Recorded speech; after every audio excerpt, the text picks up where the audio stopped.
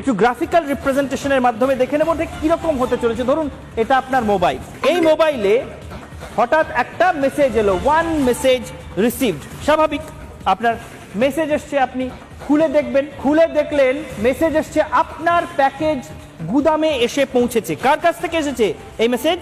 India post, ভারতীয় ডাক বিভাগের নাম করে।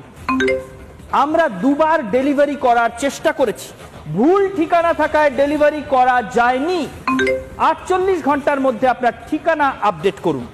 ঠিকানা আপডেট করতে ক্লিক করুন এই লিংকে। যদি ভুল করে একবার ক্লিক করে ফেলেন এই লিংকে, ব্যাস ডেবিট 56,000 টাকা, ডেবিট 82,705 টাকা। এই পরিস্থিতির মধ্যে যে কোনো মুহূর্তে পড়তে হতে পারে। ফলে সরকারি বিভাগের নাম করেও যদি এসএমএস আসে তাহলেও ভুলেও সবকিছু ঠিকঠাক যাচাই করে না নিয়ে তাতে ক্লিক করা যাবে না।